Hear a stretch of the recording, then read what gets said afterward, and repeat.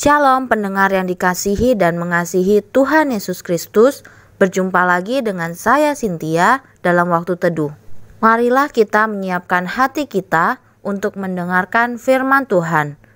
Kiranya hikmat dari Allah Bapa yang memampukan kita untuk mengerti firman dan melakukannya dalam kehidupan sehari-hari kita. Renungan harian hari ini berjudul Doa RFEM. Bacaan Alkitab hari ini diambil dari Efesus 3 ayat 14-21. Demikian firman Tuhan. Itulah sebabnya aku sujud kepada Bapa yang daripadanya semua turunan yang di dalam sorga dan di atas bumi menerima namanya. Aku berdoa supaya Ia menurut kekayaan kemuliaannya menguatkan dan meneguhkan kamu oleh rohnya di dalam batinmu. Sehingga oleh imanmu Kristus diam di dalam hatimu dan kamu berakar serta berdasar di dalam kasih. Aku berdoa supaya kamu bersama-sama dengan segala orang kudus dapat memahami betapa lebarnya dan panjangnya dan tingginya dan dalamnya kasih Kristus, dan dapat mengenal kasih itu sekalipun ia melampaui segala pengetahuan. Aku berdoa supaya kamu dipenuhi dalam seluruh kepenuhan Allah. Bagi Dialah yang dapat melakukan jauh lebih banyak daripada yang kita doakan atau pikirkan, seperti yang ternyata dari kuasa yang bekerja di dalam kita. Bagi Dialah kemuliaan di dalam jemaat dan di dalam Kristus Yesus turun-temurun sampai selama-lamanya. Amin.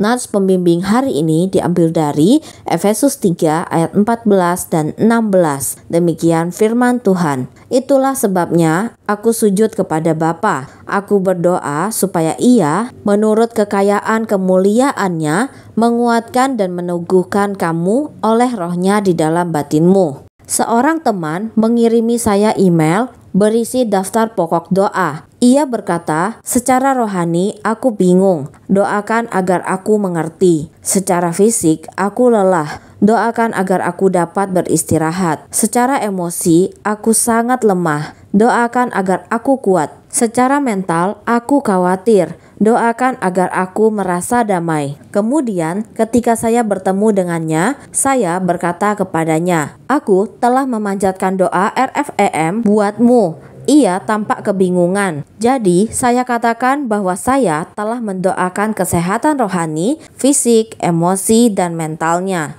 Kitab suci mengilustrasikan pemeliharaan Allah dalam keempat bagian tersebut. Dalam aspek rohani, Yesus berdoa bagi murid-muridnya. Kuduskanlah mereka dalam kebenaran. Yohanes 17 ayat 17.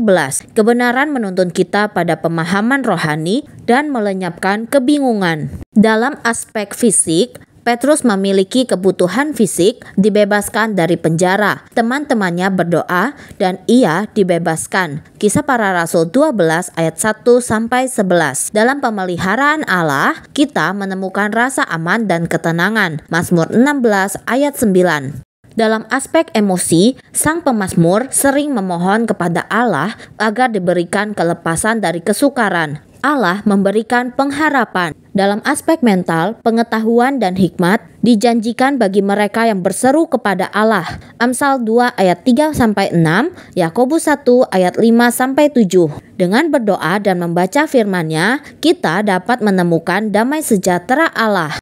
Apakah Anda sedang bergumul? Mintalah bantuan Allah untuk mendapatkan bantuan secara rohani, fisik, emosi, dan mental.